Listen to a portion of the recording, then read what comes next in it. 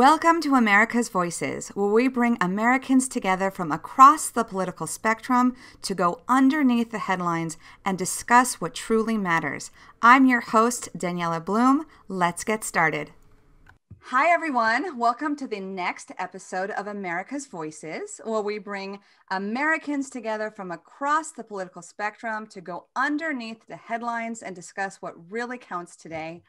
I am your host, Daniella Bloom. And we are joined by our returning guests from last week. They had so much fun. We're going to continue the conversation tonight. We're going to go around. We're going to introduce ourselves briefly and share what our political affiliations are and the topics and headlines that matter to us most this week. And from there, we're going to get a consensus and just dive right in. So I am center left. I am now center right and a very proud patriot, which does not make me a domestic terrorist. Okay, who's next? Cool. Well, Yeah. I'm Yuval Hatzav. I generally define myself as a libertarian. I am center right, very left on social issues, very right on fiscal budgeting and foreign affairs.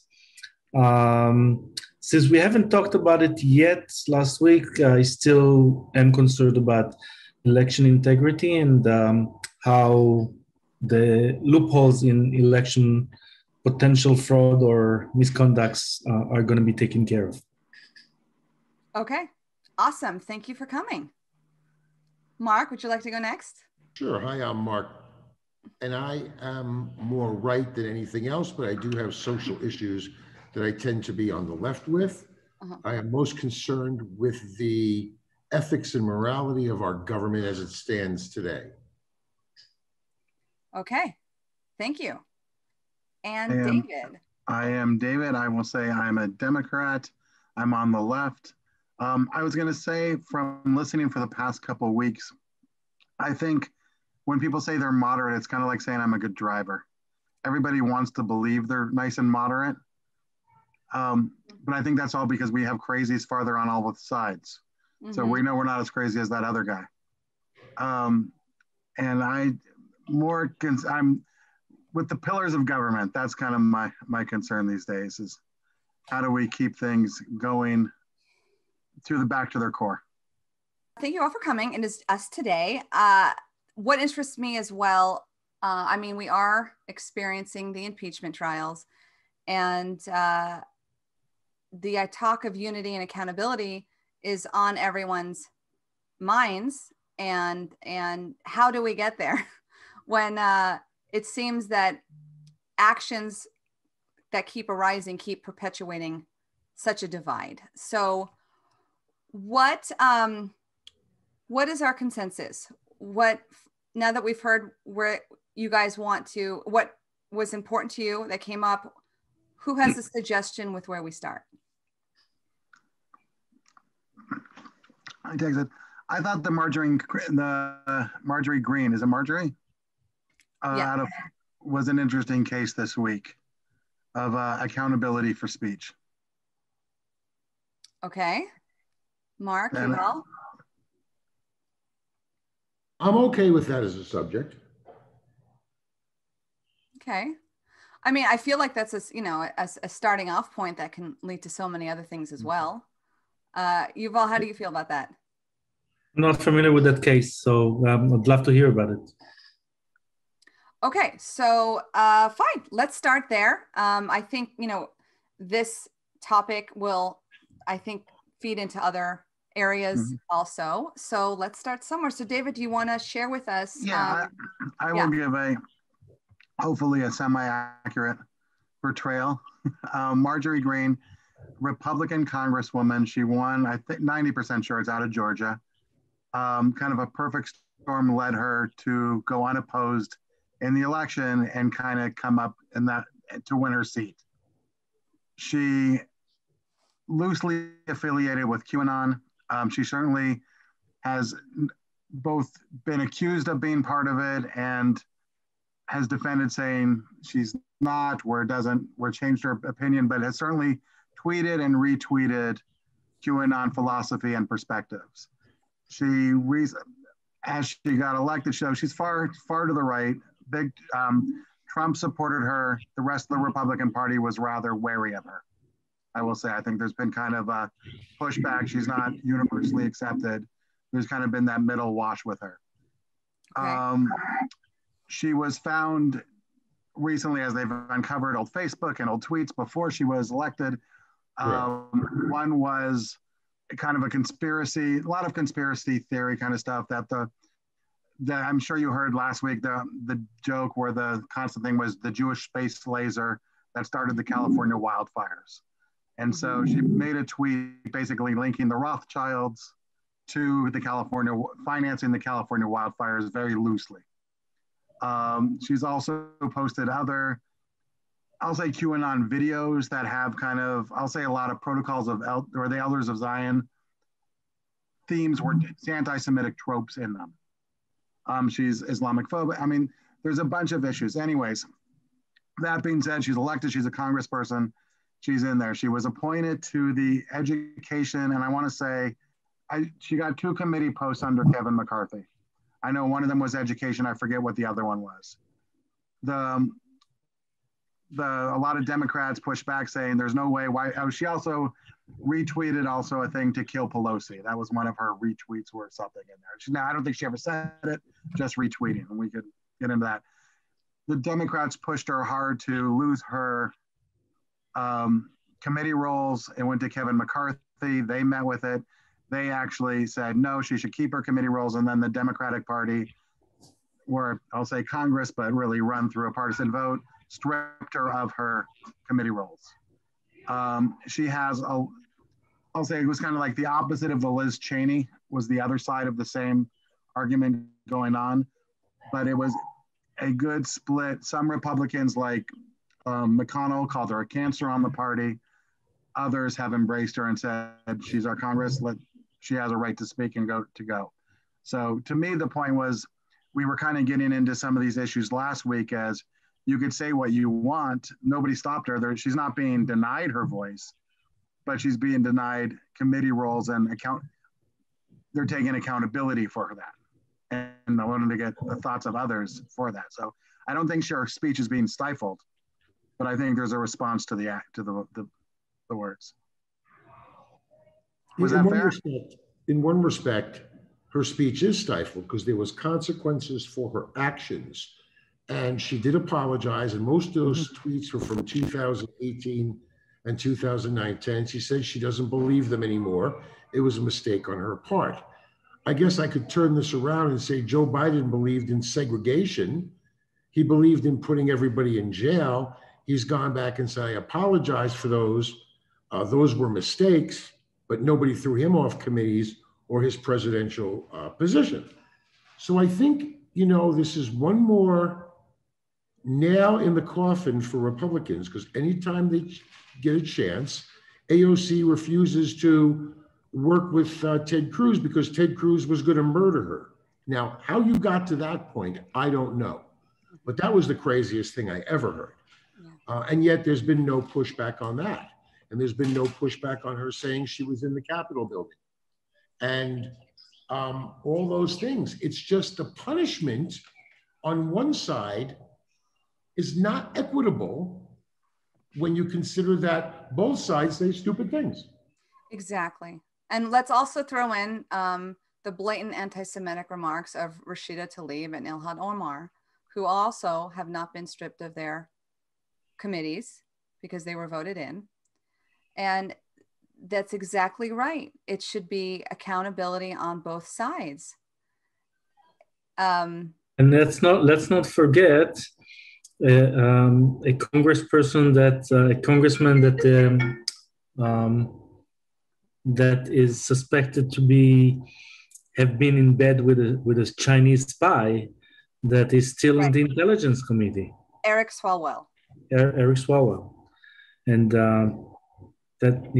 so like it looks like, sorry to interrupt, Daniella, but it looks like that congressmen or senators are only being impacted about stuff like this only if they're Republicans. It's just, that seemed to be the agenda. And before I finish, I just have to say, first of all, I have not heard that story before. So now that you told the story, it sounds like this lady is a horrible person, and it sounds like she's very extreme. She wouldn't be my cup of tea. She wouldn't be somebody I would support. However, from my perspective, like I already discussed last week, free speech is absolute as long as it does not violate the law, from my perspective. So as long as she doesn't call for murder or promote child pornography or something that is illegal, it would be under the First Amendment. From my perspective, it would be 100% allowed. And outside of that, I don't think that things like this should be partisan at all. I think that, both sides should push out their extremists. I agree. The same way, the Republicans used to have a senator that was anti-Semite, I forget his name, but there was one that was in some committees, and the Republicans themselves ousted him. The Republicans themselves primaried him after that as well. And seeing the Democrats not doing the same thing with people on their side that say anti-Semitic things. And, let's not forget that Reverend from Georgia, which was just elected, has said horrible things and is very, very extreme. And I want to see anybody, ousting him from a position or a committee or anything if he keeps saying something even while serving. So I just wanted to be fair, not even partisan. I don't think that those extremists on both sides have to be anything related to partisanship, because anti-Semitism in both sides is still anti-Semitism. Racism is still racism, and that needs to be, taken out of our life, regardless of which party or affiliation you're with. So, and let me respond to that, because I'm with you, and it wasn't a purely partisan vote. I think 11 Republicans agreed in there, which isn't a lot, but hey, there's a couple. 11, you said? What? You said 11? I think it was 11. Out of? Probably 200 something. Yeah, it was partisan. Okay. But hey, the fact that some Republicans sided makes it not a 100% partisan issue. There's a lot of whataboutism that both sides relish and rely on. If you don't do it, I'm not going to do it. So the question is, and I agree, both sides should attack, and if the anti-Semitism is there, both sides should go after it. But, strip committees, do it, not worry about the repercussions and go. But both sides point that same finger. You didn't do it, why should I do it? And so they kind of accept it. Well, the Republicans actually did that with the Republican senator. They actually got him off committees and primaried him out after. I know they did it to King. I think it was a year or 2 years ago. Exactly. I don't think that was. I think he's a congressperson. I don't think he's a senator. No, there was a senator that they kicked out. But I may be wrong. Yeah, but I do think it did happen. It does seem imbalanced. I mean, again, Rashida Tlaib, Ilhan Omar have been on the record saying far worse things than Jewish spaceships causing fires. And it seems like it's excused away. Yeah. I mean, her daughter, Ilhan Omar's daughter, was in a picture with her on Instagram with a necklace that said, "Fuck the police," stuff like that. So, and I don't think the answer is to have, Republicans vote her and strip her of her duties either. I like the idea of parties having a chance to correct and hold accountable extremist thought. But the argument is she was elected, right? Just like the senator in Georgia was elected. She was elected. She was voted in. Right, but at some point is something beyond the pale. But that's what's frustrating. I mean, that's the argument. Let's take the assumption that a strong KKK member wins in Georgia, comes in with very racist, vile. I mean, I think this person should be comes out as vile as can be. I feel, though, that many people on the Republican side would also be disgusted with that and do what would be necessary, because that does not represent America's conservative point of view. So the question is, where's that line? You know, right. I hate to say it. Yeah. I love hearing the extremists because I get to hear what I don't normally hear, and I get to know who the enemy is on both sides. Mm-hmm. I could name some people who we all know, and I won't in this case. We work with people in our daily lives who have just as bizarre thoughts as the senators and congressmen, and we learn to get along with them. There are plenty of people we have worked with that were anti-Semites, that were conspiracy theorists. Mm-hmm. Moon landing never happened. The Twin Towers were taken down by the CIA or the FBI. We've heard this for many Holocaust never really happened. Yeah. Right? We've heard this for many, many, many years. This is not something new. We have now allowed our government officials to polarize us by calling out the same 5% on both sides. Yeah, and giving them a huge platform every day. Yeah. Yet we learn to get along with these people, and the Congress people just decide that those voted officials should not have any say. Well, guess what? They were voted in by whoever. They won the election. They obviously wanted them there for a reason, so we have to listen to them. They do not have the right to silence those 5% on either the right or the left. Sorry. So I'll go in and say I feel also a lot of this is media manipulation. I look at freshman Republicans who come in are usually pretty darn powerless. You know, you come in first term, especially from a small place, you're fighting for your place, you're fighting to do it. Is she a freshman? Yes. Okay. Oh yeah. The same way I think when the squad got elected, they became the point person because they're easy to turn into an enemy. And by giving them the voice and making them enemy, they got power. The same thing's happening to Greene right now. She's coming from a small place without much power, but the media and the left, is making her an enemy. So she's going to gain power because she's going to gain, you know, what's she doing? So, I mean, they're highlighting the polarity, which gives them more power than they should have also. Didn't you say she won with 90% of the votes? She won unopposed.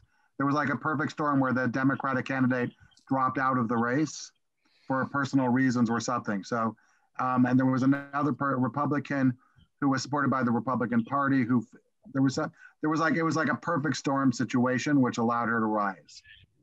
Got it. So, well, you know, there was a Republican candidate in Los Angeles or in California that was like racist and anti-Semite, and he was like running as a Republican, like openly doing advertising where he openly said, you know, anti-Semitic and racist things.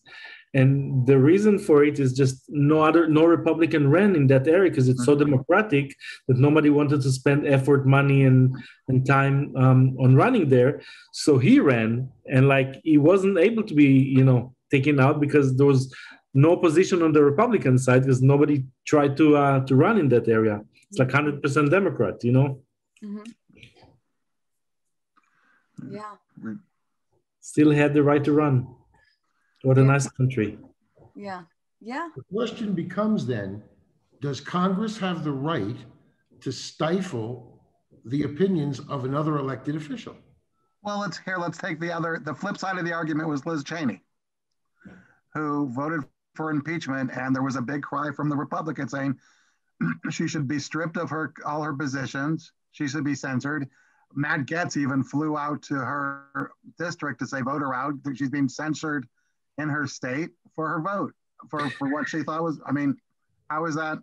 I mean, that's actually I heard that came more from the people. There were a lot of senators who came to her defense and said she has. I'm talking from the House. Yeah, the House is what tried to. What happened to her? It went to a vote and she was allowed. They were trying to drop her from the third position. Right. They forced but I think what was interesting, they forced a written vote, so people didn't have to go on record. Right. So, and she won. So, I mean, it was a quote unquote, I mean, it was a blow to getting her out, but she won that. But still, I think it was pretty close to 50-50, wasn't it? What was the final vote? I don't remember what the final vote is, but nothing happened to her. Yeah. Where in this case, the Democrats decided a Republican shouldn't have offices. Exactly. In the case of Liz Cheney, it was the Republicans going after a Republican. Yes. That is an important distinction. There's a big difference between those two. Yep. The one party should not really be doing, taking people out of positions on the other party. It just sets a bad precedent. Overreach of power. Yeah. Because the flip, in 2022, when the Senate goes back into GOP, the shoe can be on the other foot. And it just sets a bad precedent. Also, like doing all those impeachments all the time when you have a majority, just when the shoe is going to be on the other side, people are just going to impeach and impeach. Whomever has the majority will just impeach. Yeah. Over and over, wasting money and wasting time and resources. There's so many more important things. It's unbelievable. I would disagree. I think the causes were good. I mean, I'll ask, because here we have impeachment. So I will roll into impeachment. Okay. And here I'll go to the first point, the constitutionality of impeachment. Okay. Let's just tackle that for the moment. Okay. And I honestly am on the strong believer that I don't have much doubt from reading it and reading the scholars and looking at past history, that I think it's fairly clear that it's constitutional to vote out a politician who's not in office. There's good historical precedents. I would absolutely disagree. Okay, but let's talk about that. Then before I get to my point, what makes you believe it's not unconstitutional? What makes you believe it is? You started the conversation. Okay, I'll look at the way that the Constitution was written and what was going on. I'll look at the Belkamp decision. There's also, and here's a point I want to bring up. Sorry, just on the general how we talk. Whenever we make points, I think we really should back up our stuff. So I will put the reference up later to clarify and go. So I don't want to make up. I know I'll probably get the wrong names, but there were actually. I'll say John Adams saying to Quincy Adams on the floor said, I am open to being impeached after he said, I am available to be impeached till the day I die. There was a vice president, I think his name was Wagner, it started with a W or C, who actually asked to be impeached after he was out of office in the early 1800s, because there was so much suspicion of wrongdoing. He wanted to be impeached so he could clear his name correctly. Belkamp was the one who was tried after he had resigned as a judge. And they actually went to a vote back then to ask if it was constitutional. It was fairly partisan vote, but they voted that it was constitutional to do it. So I think the historical precedence there has been that there is the acceptance of the constitutionality. The only body that can decide if it's constitutional or not is the Supreme Court. Right, exactly. And I've also said, and I've also been on the clear going, I don't know if they should even care about that, because if he gets impeached, he could always appeal to the Supreme Court and say, was this proper? So, that's one thing. The second thing is that the Supreme Court, the Chief Justice of the Supreme Court decided not to preside over the impeachment. Right. And in the constitutional, it says, it doesn't put it as a suggestion. It says very clearly that the Chief Justice will preside. So if it says it will preside over an impeachment of a sitting president, of an active president. For a president trial in the Senate. Right. So the fact that the Chief Justice decided that he would not participate in that just give me a hint. I don't know how the Supreme Court will rule on something like this, but it just gives me a hint that he believes that it's not constitutional, because it says that he needs to preside. By not presiding means that he's violating the Constitution. So if he's not presiding, that probably means that he believes that he's not violating by not presiding, which means that he believes that it's not constitutional. And also, I just can't. I think that's quite a leap. I don't think it's a leap, but and again, like the defense claims, very straightforward. How can you have a trial to remove somebody from office that is no longer in office? You're not, well, it's because it's and stopping them from taking office again. Yeah, but so, I mean, in order to stop him from running again, you first have to pass the first step, which is removing him from office. So it's just impossible to do, and that's why it just does not make any sense. Let's make it a little more obvious. Let's say if we take your case, then there's a certain freedom of, hey, whenever I'm going to get impeached, if I do something terrible as a president, break whatever law I want, you name the law, and it gets caught, I could resign without any effect. Well, that's what what's his name did. Jack. Well, he then got pardoned. I mean, we don't know. But that's what he did. Pardoned. Let me ask a question to interject, because we've heard from two. And let me also say on Nixon, I don't think he was. I don't know. I forget if the House ever voted to impeach. It came out of committee, but I don't know if the House ever voted. So I think it was stopped before it went there. I was too young. But let me say this. There are constitutional lawyers on both sides, some saying it's constitutional, some saying it's not constitutional. My first question is, the Senate voted 56 to 44 that it was constitutional to impeach him. Yet would that not be something the Supreme Court makes the decision on, not necessarily the Senate?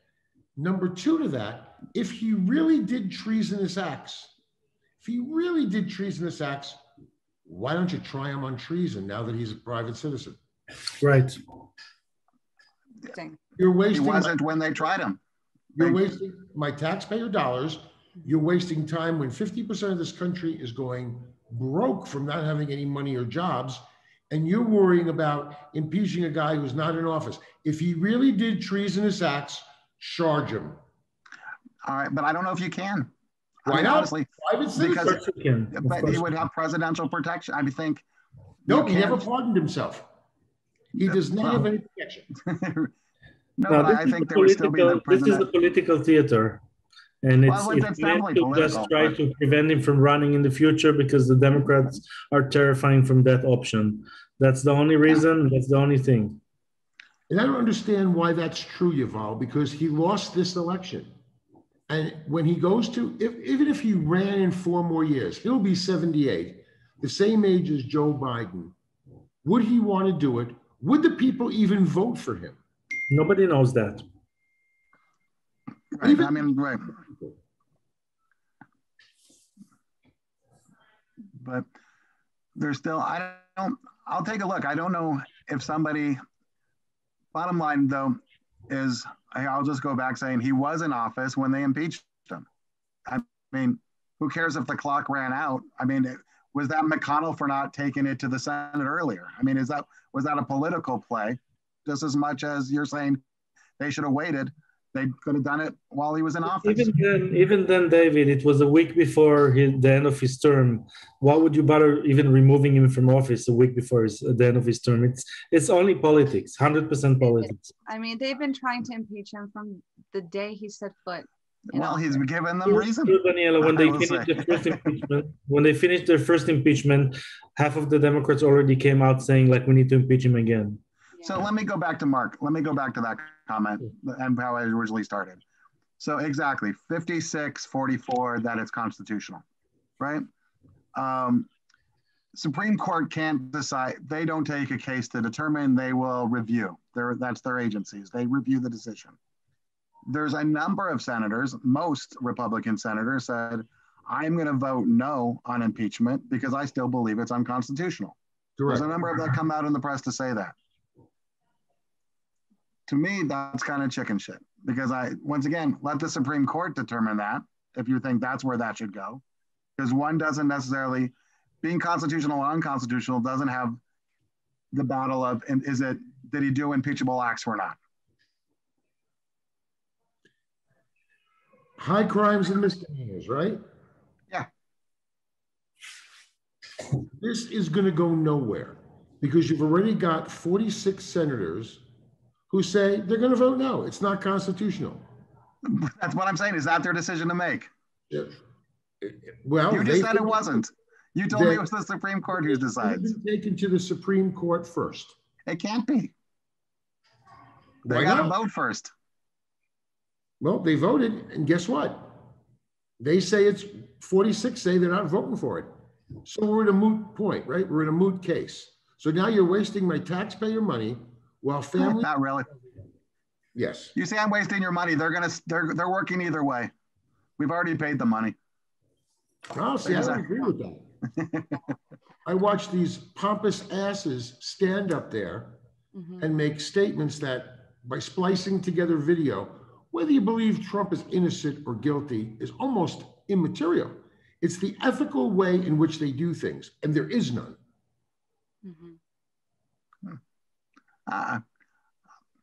Who's to blame for the insurrection?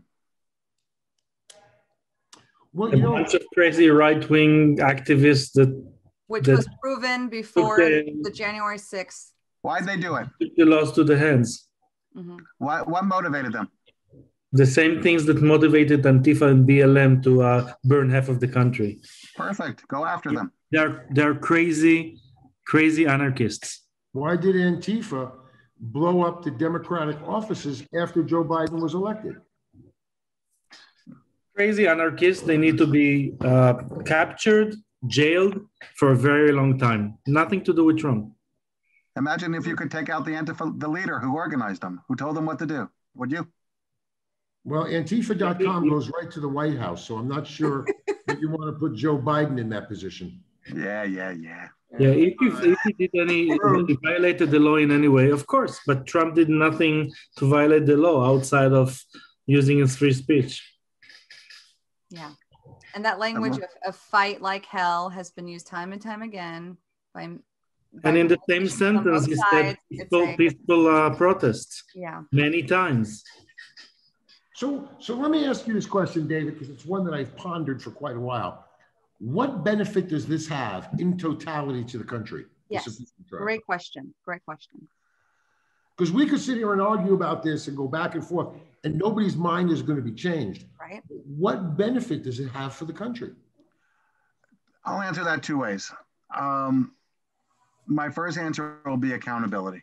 And really, it all goes down to if something's wrong, even airing it out and failing is to air it out and show that it was wrong and why it was wrong, even if the votes go where they were. I will say on the last impeachment and even on this impeachment, I did not think impeachment was the right solution. I really, and you could check my post back originally on the last impeachment, because once again, I thought it was going to be more theater than anything. I put a post that said, I really hope that the previous presidents would all gather around and force a censure or force an apology and acceptance and move out of, lower the heat and find a solution to move on, since there was not going to be any solution that was going to do anything. Same with this one. I thought this could have been handled by going after the insurrection. They could have done this by I forget the Act 14, Section 2, I think, something like that. Right. Doing insurrection, and the penalty of that would be you would forfeit the ability to be in office again, and it would serve the same thing easier and faster. So I did think, so I mean, I look at that there were better options. I don't know if we have the leaders who could have mollified it, but I look at it as accountability because something was wrong. To me, did Trump cause it? I'll say he was partly responsible. This all stems from his things and his people with 1776 revolution. This was stolen. This is a landslide. Never defeat. We have to go fight. There's a part responsibility is enough to impeach. No, but I think there's an accounting. I would go with a censure before I'd go with an impeachment. I would agree on that. But neither one will pass because there's not enough votes. Right. I mean, that's right. And like I said, I would have tried him on the Act. I don't know if that, I mean, I think that's more of a majority vote sentence. I would love to know if they can get him on treason as a citizen and then try. Treason's not the right thing. I don't know if he committed treason because he's not working with a foreign body. So, I mean, there's not, the definition of treason is rather specific. I know Trump throws it around like candy, blames everybody for treason, but very few things have actually fallen under that definition. I mean, it really comes to insurrection and other items, but not necessarily treason. So I think we can all agree on one thing. This was not proper to have an impeachment. It could have been. I disagree with that. What? Well, you just said, but you said that maybe both impeachments were not the best course of action. I'm right. There's a difference between saying not the best course, but I'm okay with the course. If they're not, I mean, I didn't think either one should have been left to go undealt with. Mm-hmm. Put it that way. Like, I didn't think, oh, there was nothing, the Ukraine, that sounded perfect. And I don't think, oh, you didn't do anything here. Mm-hmm. I think both required action. Impeachment would have been down lower on my choices. Okay. For that slight clarification. And I will say, I mean, I would be very surprised. This will be the first impeachment, I think, in U.S. history. I almost guarantee that both sides will vote for impeachment. We've never had we've only had partisan impeachments in our history. And I think the writing's on the wall that at least some Republicans in the Senate are going to vote for impeachment. That could change, but given the statements, it will be the first time. I mean, that's a pretty monumental vote, even though it won't change. As of right now, 46 are going to vote no for impeachment. Mm-hmm. We also don't know the next 4. We also know 50 Democrats will vote for impeachment. Wow. So right now it's 50 to 46. The other 4 may say, okay, it was, except for Mitt Romney, I'm going to take him out of this for a second. They're going to say, okay, we voted that it's constitutional, but I don't think there's enough evidence. Some of those 4 are going to fall in there. Now, is that going to be 48, 49? I don't know. But they're not even going to be close to getting a vote. I'm just saying nobody ever from the president's party has ever voted for impeachment, ever, in the history. I mean, partisan politics has played above criminality. It's going to be very interesting to see how this plays out. Right. And that's why, to me, I find a lot of the Republicans are going to lay their hand on constitutionality so they don't have to deal with the other picture. Gives them an out. Yes, but going back to what you were saying earlier, David, about accountability, I don't think this is going to bring the country any closer. I don't think it's going to change the minds of Trump supporters, of most of the 75 million who voted for him. It's just adding fuel to the fire. And the other thing, the arguments for Trump inciting the violence was because of the election results, right? He was, right. And ironically this week, I want to talk a little bit about the Time magazine article and get your thoughts of it, because basically in black and white, it talks about the election being rigged and not being fairly conducted, because there were definite factors of influence. I mean, I can read the paragraph here where they literally refer to the distribution of power, informal alliance between left-wing activists and business titans. The pact was formulated in a terse, little notice joint statement. And it goes on to say about the influence of this power on the election. So whether it's election fraud with influence based on a PAC, on money, or influence with the media, with big tech, with suppression of story. So taking the voter component out of it, this Time magazine article just comes out this week. What do we make of that? I'm going to ask that we table it so we can all read it. Okay. Fair enough. Totally fair enough. Yeah. Mark, did you get a chance to read it? No, I didn't. Okay. So that's our homework for next week. Send it out by email so we can all read it. Yeah. But in general, David, it's not even a hidden fact that even tech companies like Google filtered search results, So the media did not show stories that could have hurt the left or Biden. They have not did not show or cover anything about, the or positive stories on president's son. Mm-hmm. They did not cover anything positive about Trump. They even didn't mention or gave more than 1 minute about like the fact that Trump was nominated for a Nobel Prize. Three of them, Nobel. I could be nominated for a Nobel Prize. That doesn't mean but when Obama was nominated for one, they spent he won one. That's a difference. He won when one. he was nominated, they spent a full day of broadcasting about it. Yeah. When Trump was nominated for 3, they barely mentioned it, and some channels did not even mention it once. Not even I will say that's a fair comment on who nominated and the chances of getting it. Is it a real story? I mean, that's exactly your point. Outside of that, when Obama was giving a speech in Egypt, again, they covered him the whole week when Trump brokered 3 peace treaties. They didn't even show his speech at the actual treaty, and they only showed the handshaking for 3 minutes during the ceremony.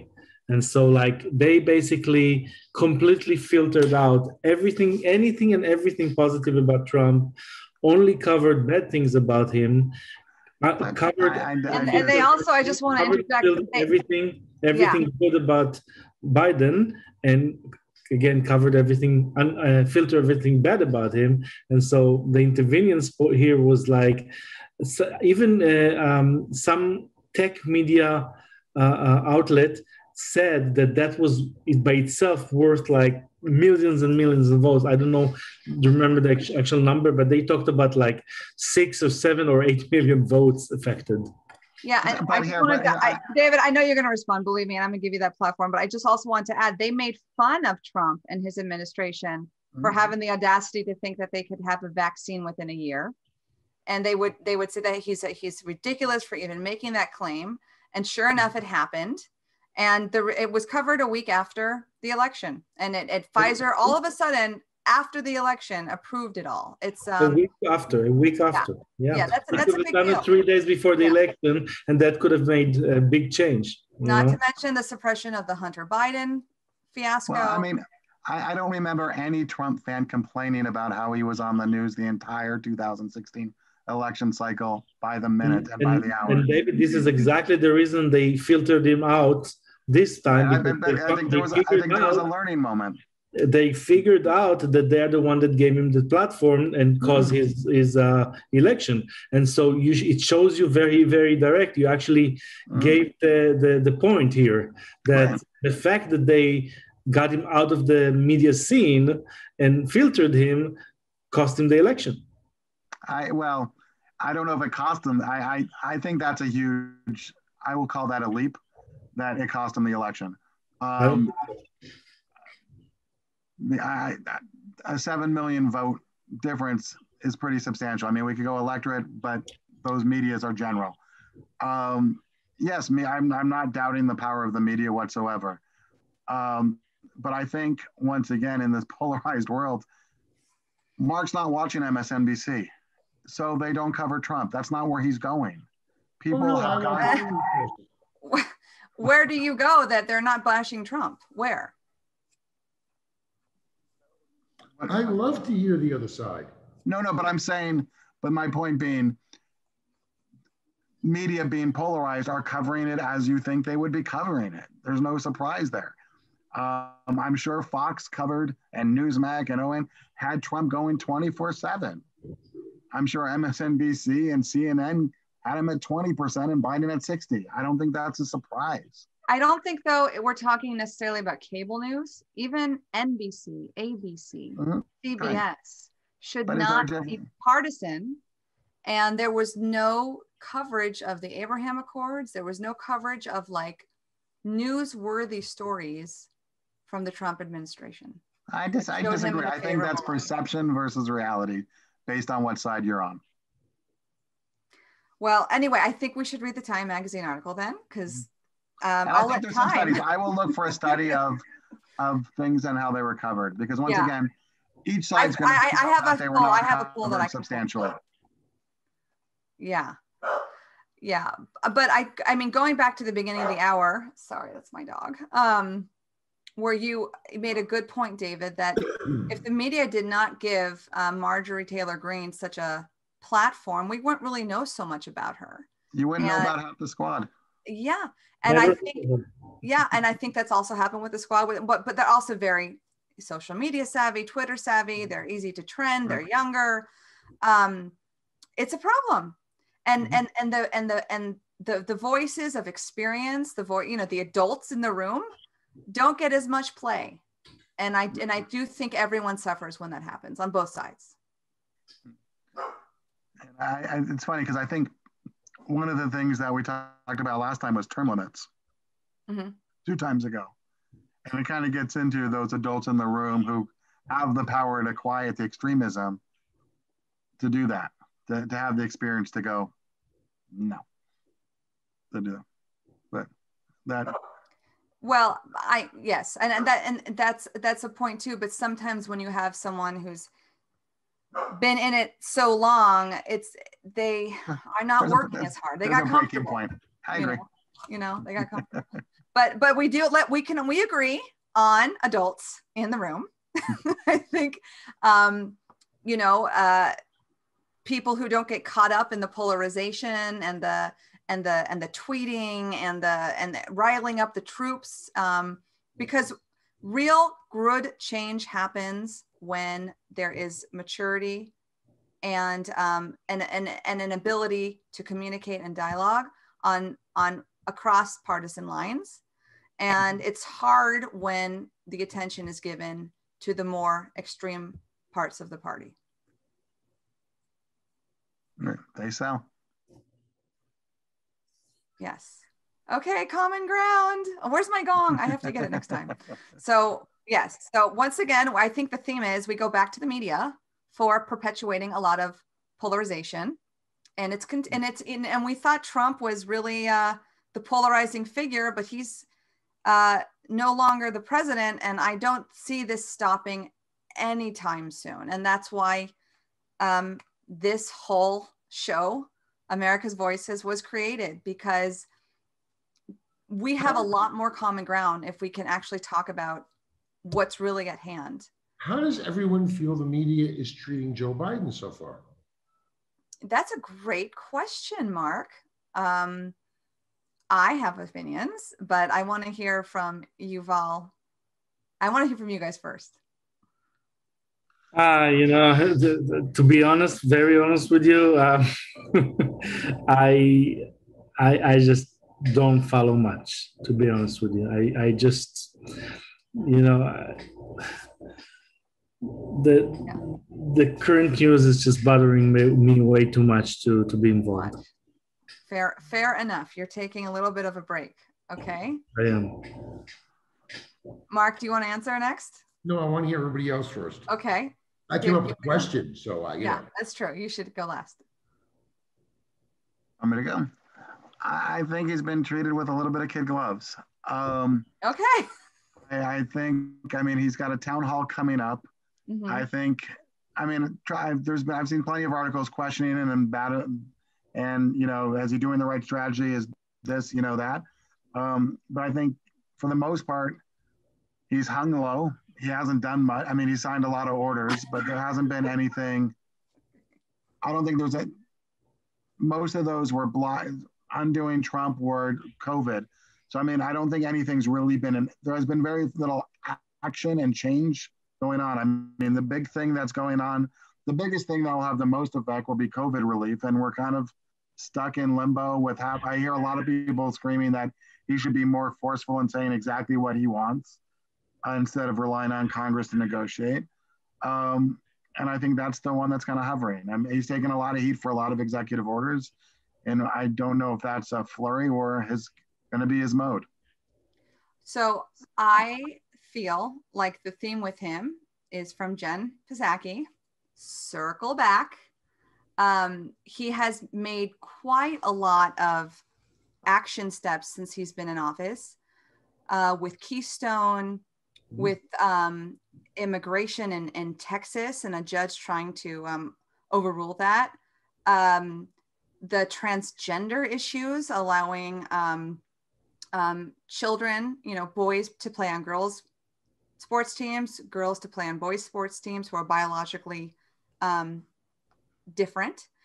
There's a lot that he's done that he is just not being accountable for, that Jen Psaki is not answering questions for, that are affecting a lot of Americans. Not, I mean, opening the borders is a big deal, especially that it came out today that these immigrants are not COVID tested. So I feel like he is not answering these questions. So it does feel frustrating. And Daniella, the question was, how does the media treat him? You more like talked about what was his performance so far. I don't see him speaking for his actions. Yeah. Right. But in general, just 1 second, Mark. In general, from what I read about the stuff that he's done so far, pretty much every single step that he took, especially specifically executive orders, is just really, really, really bad for America. Bottom line. And as far as the only main decision that was really passed by the Senate and not necessarily Biden is the ruling to keep the embassy in Jerusalem. Yeah, that was for good, in which Bernie Sanders voted against, shamefully. But the fact that 97 senators voted for it is very encouraging. Outside of that, I do have to say something good for Biden, that he has not came out and immediately removed the sanctions from Iran. So that's something good.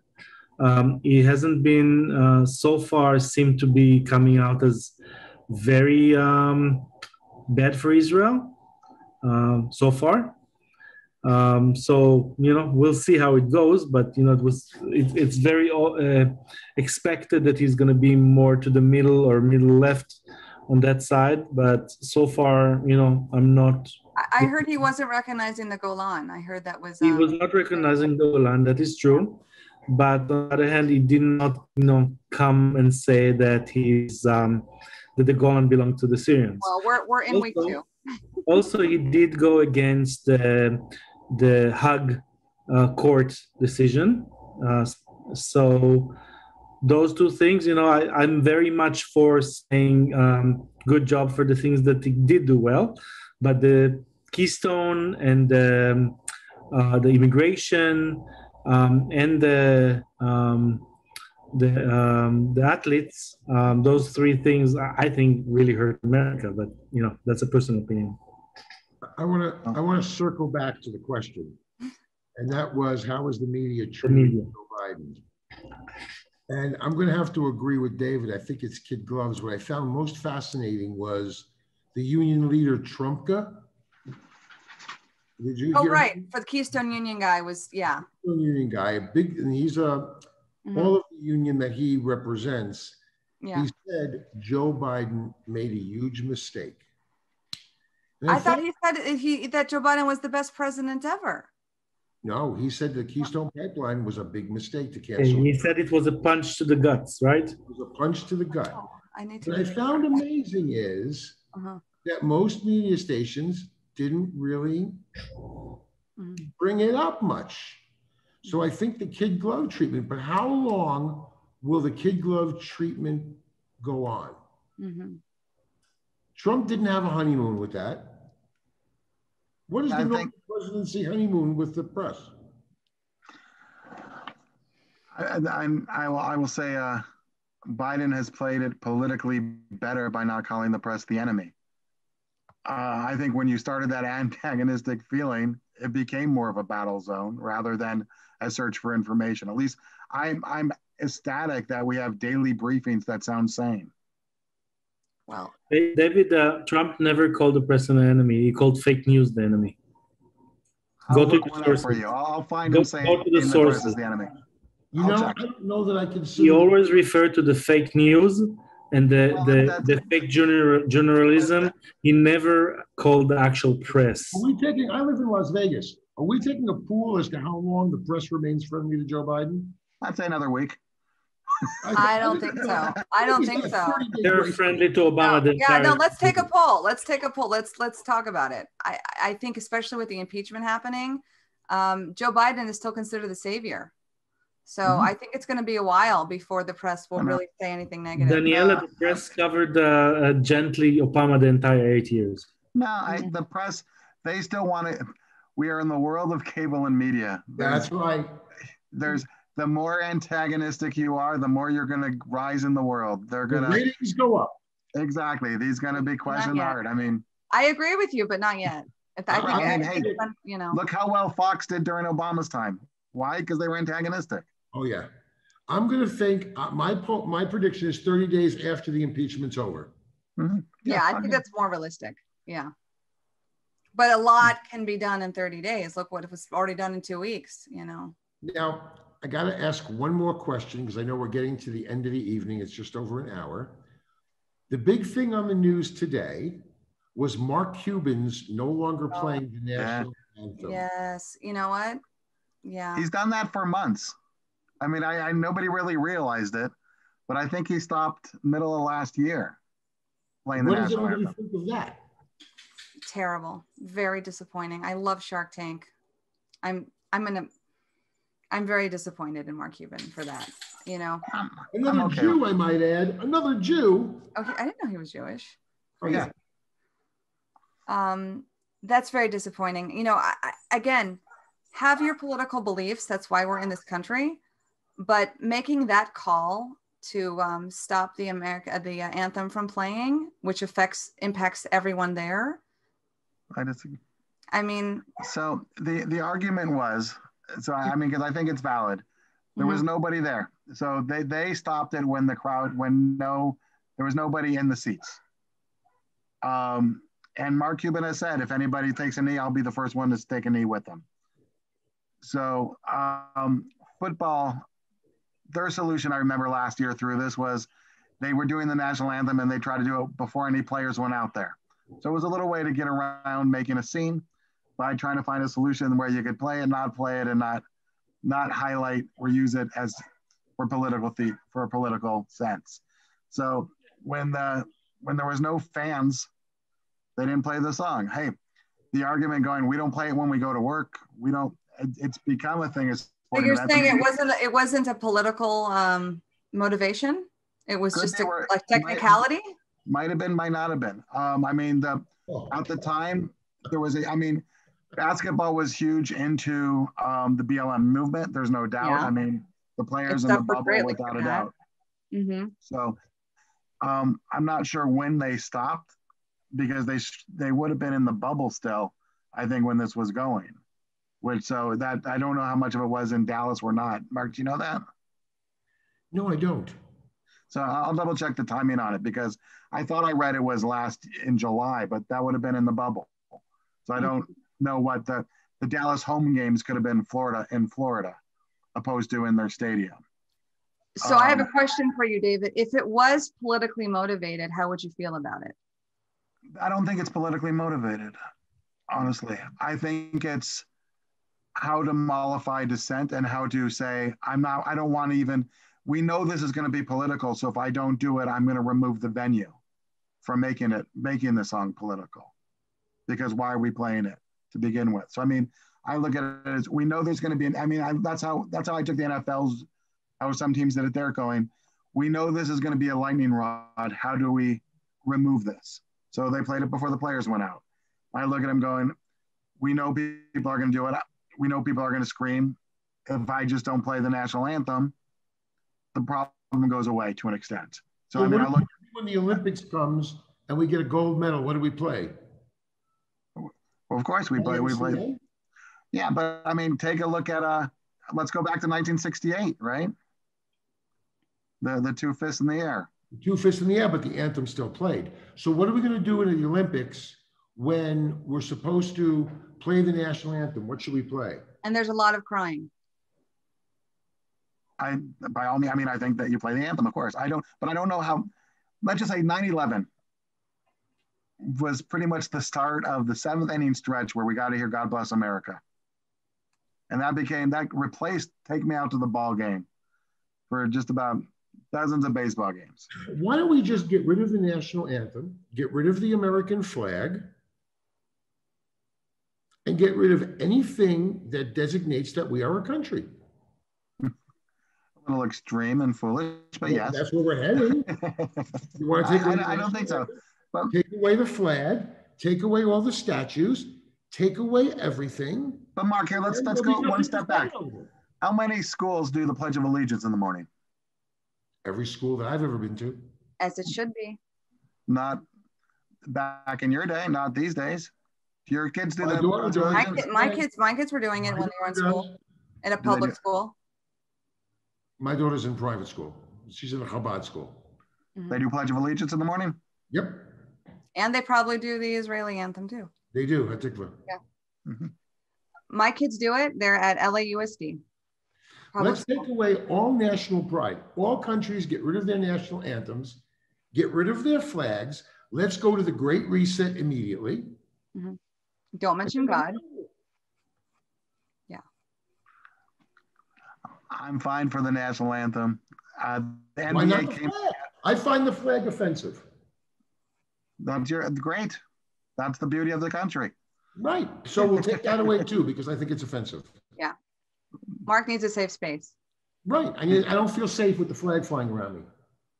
It's based on colonialism. It's based on slave trading. It's based on only 13 now 50 states. Puerto Rico's not on there. Yeah. Washington, D.C. is not on there. I'm sorry. That is a racist, colonialist flag that needs to be gotten rid of. Start a campaign. Go for it. That's the beauty, that you could make a campaign and go. Nobody's stopping you. We have become a silly country with no pride in our flag, no pride in our national anthem, no pride in anything that we do. We're rewarding the whiners. Well, here, wait, let's go back. The NBA came back and said we're playing the national anthem before every game. I wonder why. Right? But why? But this is the same argument you gave me with Liz Cheney. So what happened? They're playing the national anthem, right? So who cares? That's the way you told me about Liz Cheney 40 minutes ago. No. What's the difference? The outcome's the same. They're playing the national anthem now. Why should they're playing the national anthem because they suffered so much financially that they realized nobody suffered. Oh yes, they did. Cuban did not suffer. Their sales of the NBA was down the lowest it's ever been the last year. And you think that's because of the flag? They didn't even know. No, it's because of BLM and being anti-American. Yes. I don't buy that. Oh, there's some research we got to do. Right. So so let's do the homework for next week. Time Magazine and the reasons why we think the NBA, the NFL all came back with the national anthem and got rid of all the BLM and names of. So Mark Cuban's agreed to play the national anthem now? Yeah, the NBA enforced that all the stadiums. Okay. Yeah. But David, going back to your point, the reason why he didn't play the anthem was because he didn't want to deal with people whining. This is a problem. That's the line. The whiners get rewarded. The extremists get rewarded. Or unrewarded. Huh? Without the crowds there, I'd be curious to go. Have they been playing it when the crowd is? I don't know I'll do the research and I'll do more research on it because we don't. Fair enough, because if it's a technical issue, if it was a technicality, then I think, there's no issue. Right. I mean, hey, were they playing it when people, I don't know how many people are going to games in Dallas right now, if they're open or not. And if they just said, when the fans come back, we will play. So if it's more of a technicality and not aligned politically, then I'm okay with that too. Right. David, you can take away the flag.